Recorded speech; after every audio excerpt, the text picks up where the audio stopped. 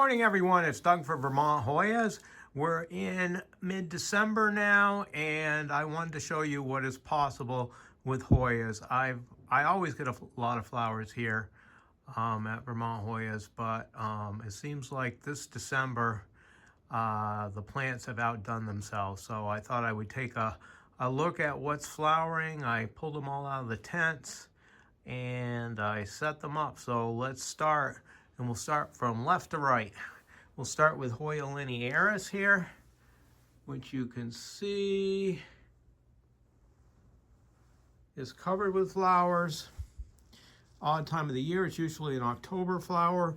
This actually flowered, there's the flowers, and this has the most lovely scent. I have to say, the whole kitchen is perfumed with this. This is the only plant here that didn't come out of a grow tent. It was just in a regular window upstairs in the kitchen, and it's just it's wonderful.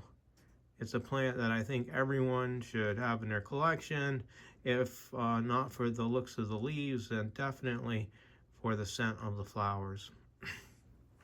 Then we move on here to Hoya desvoeuxensis. I've got two plants.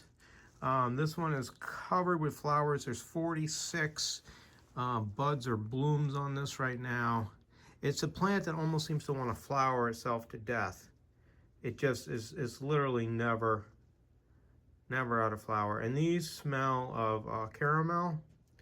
Just very, very nice plant. I almost wish it didn't flower as much as it does, because I think it eventually harms the plant. But you can't stop it from doing what it wants to do. Then we move over to Hoya patella here. Pull back, take a look at that. It's probably got like a dozen blooms on it right now. Take a close up of the flowers. This is probably one of my longest, at least the Hoya that I've kept the longest. It's like number 2 or 3. I've had this plant for at least 15 years. Started over many times. This is the first time I've ever grown it as a hanging basket, and I think it actually works best as a hanging basket out of all the different trellised ways that I've grown it before. It's never out of flower in the grow tent. It takes high humidity to keep this plant happy, but it's growing in coconut husk. So far all of these plants are grown in coconut husk. Then we're going to move over to Hoya onychoides special. It's all 455. It's just literally covered with flowers. There are 25 flowers on here right now, including buds and flowers. 25. Some of them are to the back. Here's another batch. Pretty impressive flowers. Take a close-up look at one of these. Look at how wild these corollas are.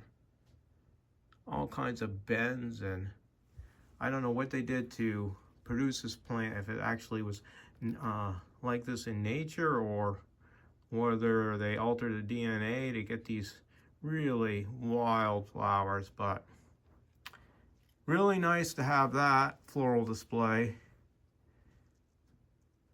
in the middle of December. And we move over to Hoya thomsonii. Lovely scented flower. There we go. Beautiful pink, wonderful scent, very powerful scent. Very happy here right now. Then we move over to Hoya stenaokei. Or stenaokei, not sure how you pronounce it. This is the dark form with glabrous leaves.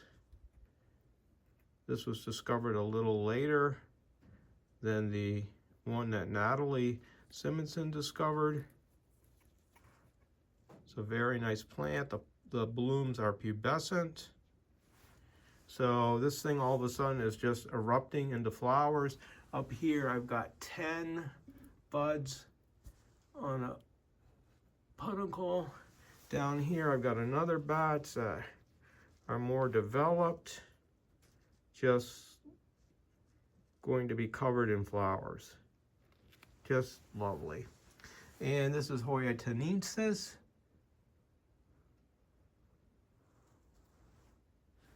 Take a look at the flowers. Underrated Hoya right here. Just absolutely beautiful. Beautiful flowers. Definitely underrated. Look how beautiful that is. Okay, we'll pull back for a final look at everything all together. Get back far enough to get linearis in there. So that's quite a wonderful December holiday display of Hoya flowers. And I thank you for taking the time and looking at these with me, because otherwise they just would have all been in the tents and fallen off, and no one would have been able to appreciate it but me. So I'm very happy that I've had the chance to share these with you. And I thank you for taking the time, and I'll be back really soon with more great Hoyas and Hoya growing tips. And I wish you the happiest of New Year's. Thanks again.